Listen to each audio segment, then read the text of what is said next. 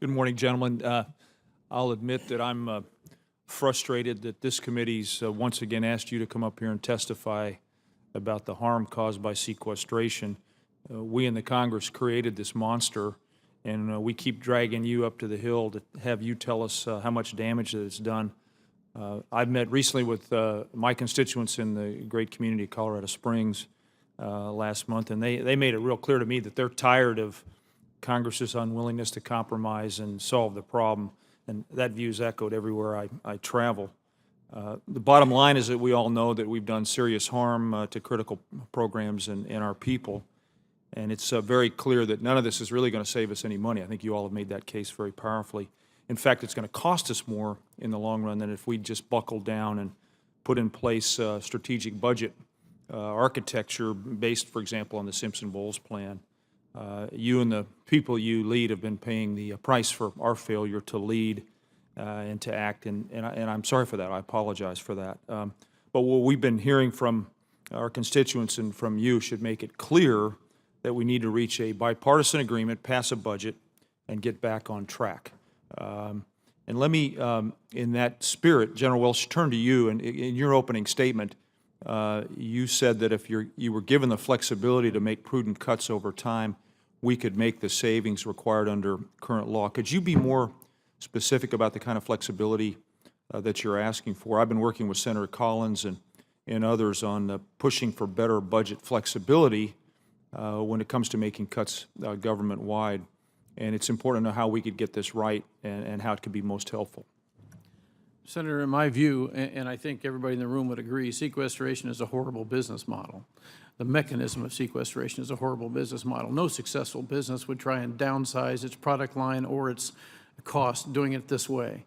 Anybody would take a time period, determine what kind of savings you needed over the time period or what kind of reductions you needed over the time period. You take the beginning of that time period to actually close product lines, reinvest the capital or the manpower or the force structure saved into the successful product lines you wanted to continue, restructure your organization, and then create savings at the back end of this. If we had nothing more than a 10-year period to save whatever the number is, we understand we have to be part of the solution for the nation, the financial solution for the nation. No one is resisting that. This mechanism that makes us take big chunks of money the first 2 years is what is putting us into this readiness versus modernization dilemma. The overall cost of sequestration reduces our capability and capacity over time, but it doesn't break us. The mechanism is what breaks us. And so I would just say that if we had the trust available to believe that the department would return $1.3 trillion over 10 years, and we could show you a plan of how to do that, eliminating this abrupt nature of the mechanism at the front end would be a much, much more sensible approach. General, that's very helpful, and I know this committee is going to listen and as we move forward. Let me turn to the economies of the military communities. If sequestration remains in place, I was thinking about General Odierno, the situation you face. We're cutting down to 450,000, perhaps as low as 390,000. There could be real damage done to cities like Colorado Springs and many around the country. The same General Welch would apply to the Air Force if you're forced to roll back more critical space and aviation missions.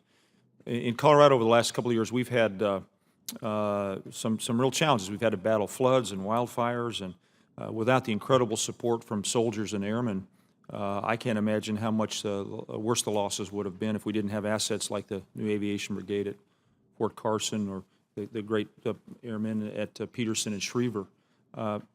Could you comment on that, on whether those studies have been done and what additional information we might need to be smart about how these cuts are made? What a lot of people don't understand is, in many cases, Fort Carson in Colorado, Fort Hood in Texas, Fort Bragg in North Carolina, Fort Campbell in Kentucky, they are probably some of the most biggest generators of revenue for the states, period. And they don't realize that as the installations go away, you're just not losing the soldiers and what they do. All the businesses that are around those installations for probably a 50-mile radius are impacted by the shutdown and loss of the impact of these installations losing people. And so the impact to the local and state governments is substantial. We have studies. I don't have the numbers with me for every installation, but we have numbers for every installation. When I go visit, they always brief me. This is the leading employer of the state. Second, it's either first, second, third, but it's very close to the top of leading employer in the state. And many forget about this as we look at these reductions. So that's in addition to what I'm concerned about is the national security impacts that it has. General Welsh, would you care to comment? Senator, $1.3 trillion reduction to DOD over 10 years is going to leave a bruise in lots of places. And we have to understand how significant the pain is at each place before we make final decisions. But I think it's going to affect a lot of people in a lot of places. I was just in Colorado, by the way, sir, and visiting with a bunch of the firefighters from Fort Carson, from Colorado Springs, from the Air Force Academy in Schriever and Peterson, and walking through the actions they took in battling the fires last year and this year. I was struck by the contribution they make to the community every day, not just when catastrophes occur. Yeah. Nobody wants to reduce that contribution. We lost in just the civilian furloughs last year as a corporate body 7.8 million man-hours of work. Double that for the government shutdown impact on our civilian workforce. That's also 7.8 million hours of pay that doesn't go into the community in which those peoples live. And so you can start to see the effect when we have these short-term losses of income. Long-term, it would be more dramatic, obviously. Thank you, gentlemen. If I could see my time's expired, but I want to make a couple of very quick comments. I want to thank the members of the National Guard units who came to Colorado from Kansas, Montana, Utah, and of course our Colorado Guard for the incredible work they've done, not only immediately after our floods, but now to help rebuild our highways. We're reopening these highways months ahead of schedule, and it's really a testament to the work ethic and the teamwork that those units brought to our state. Secondly, I want to, again, thank you all for coming. I'm sorry we're here under these circumstances, but I'm pleased to see Senator Inhofe here. He's too tough to let a few blocked arteries keep him from doing his work. And then finally, I want to associate myself with all the remarks about Congressman and Chairman Skelton. He was a wonderful man. He was a mentor to me. He had a habit of saying, you know, I'm just an old country lawyer, but that was the moment at which I would really listen to what Ike Skelton had to say, and I know everybody who served with him felt the same way. So, Mr. Chairman, thank you for convening this important hearing, and we got to get this right. Thank you all.